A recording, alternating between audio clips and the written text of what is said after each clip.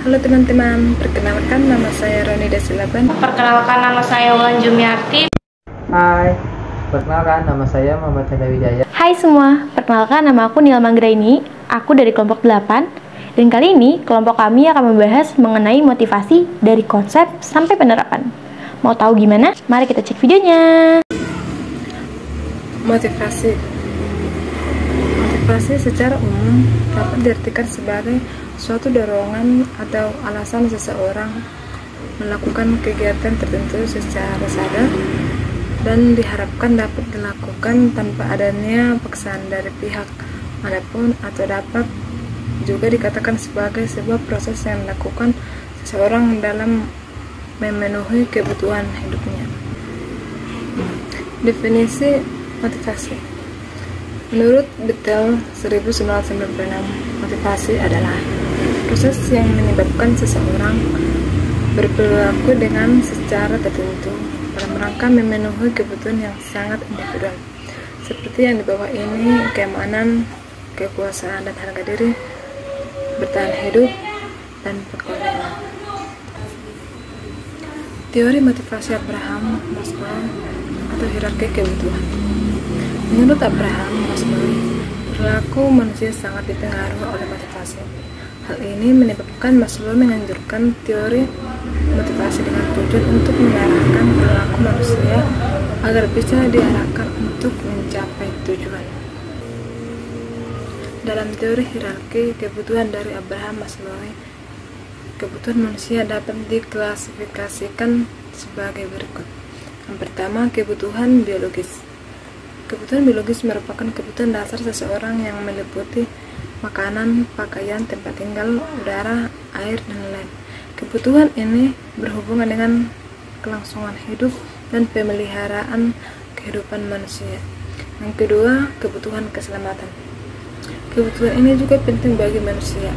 Semua orang menginginkan keamanan kerja, perlindungan terhadap bahaya, keamanan properti, dan lainnya. Yang ketiga, kebutuhan sosial. Kebutuhan sosial adalah kebutuhan ini muncul dari masyarakat. Manusia merupakan makhluk sosial sehingga butuh untuk berinteraksi dengan manusia lain. Kebutuhan ini menjadi penting karena manusia pada hakikatnya tidak bisa hidup sendiri. Yang keempat, kebutuhan penghargaan. Kebutuhan penghargaan ini berhubungan dengan keinginan untuk menghargai diri sendiri, pengakuan dan rasa hormat dari orang lain. Sebagaimana manusia sebagai makhluk sosial, maka seseorang akan merasa bahwa dirinya ingin dihargai oleh orang lain. Kelima, kebutuhan aktualisasi diri. Kebutuhan aktualisasi diri ini adalah kebutuhan dari tatanan tertinggi, dan kebutuhan ini ditemukan pada orang yang sebelumnya kebutuhannya dipenuhi. Kebutuhan ini mencakup kebutuhan untuk pelayanan sosial ataupun meditasi. Dengan cara aktualisasi diri, seseorang dianggap sudah lebih dihargai. Terima kasih. Baiklah, di sini saya akan menjelaskan proses motivasi. Memotivasi seseorang tidaklah cukup hanya dengan menawarkan sesuatu yang dapat memenuhi kebutuhannya agar termotivasi. Jaminan bahwa seseorang mampu untuk melakukan atau memiliki kemampuan mencapai hingga berujung atau ganjaran juga sangat penting. Kemudian terdapat pula kesempatan untuk mengeluarkan kemampuan tersebut.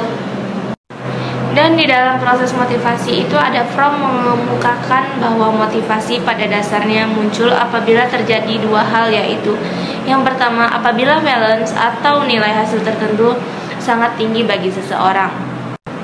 Yang kedua, apabila seseorang itu merasa memiliki kesempatan yang tidak baik untuk menyelesaikan tugas dan memperoleh hasilnya. Dari berbagai proses motivasi yang terjadi, dorongan yang ada dalam diri seseorang menghasilkan upaya untuk melakukan sesuatu. Upaya tersebut akan dilakukan apabila seseorang merasa mampu, dan begitu tujuan dicapai melalui upaya itu, maka dorongan dalam diri akan menurun. Apabila terjadi rintangan atau hambatan atas upaya-upaya pencapaian tujuan, maka yang terjadi adalah dua kemungkinan, yaitu yang pertama, seseorang akan makin terdorong dan berupaya untuk meraih tujuan. Yang kedua, seseorang akan berputus asa karena merasa tidak dorongan maupun upaya tidak timbul lagi. Baik, selanjutnya saya akan meneruskan apa yang telah disampaikan oleh Pula. Yang ketiga ada goals motivasi. Jadi menurut Saul Gellerman, setiap orang memiliki kebutuhan-kebutuhan, dan apabila satu kebutuhan tidak terpenuhi, maka orang akan termotivasi untuk memenuhinya. Semisal, kita memiliki kebutuhan membeli sepatu dan baju, namun kita hanya mampu membeli bajunya saja. Kita akan memiliki motivasi untuk memenuhi kebutuhan selanjutnya, yakni untuk membeli sepatu.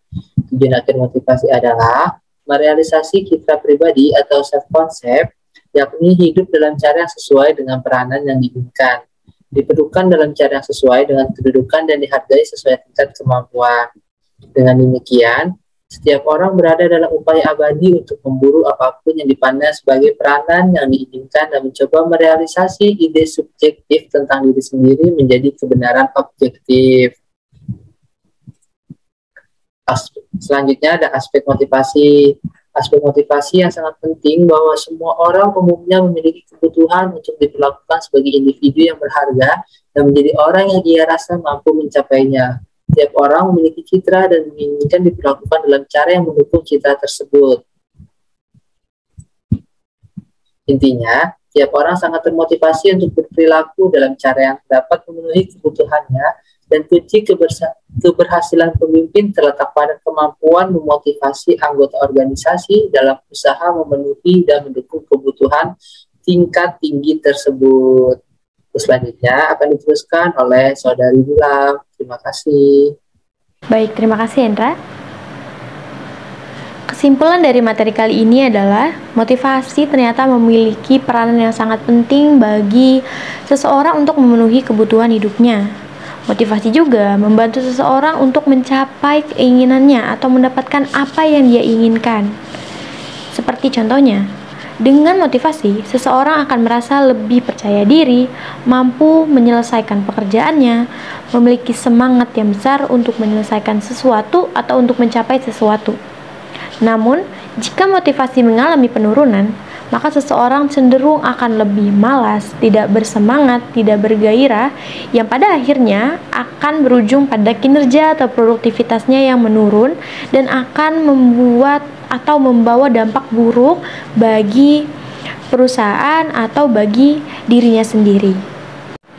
Baik, kami rasa pemaparan materi dari kelompok kami cukup sampai di sini. Semoga materi yang kami sampaikan dapat bermanfaat dan mudah dimengerti. Kami juga menerima kritik dan saran yang bisa kalian sampaikan melalui comment section. Terima kasih kami ucapkan. Wassalamualaikum warahmatullahi wabarakatuh. See you next time.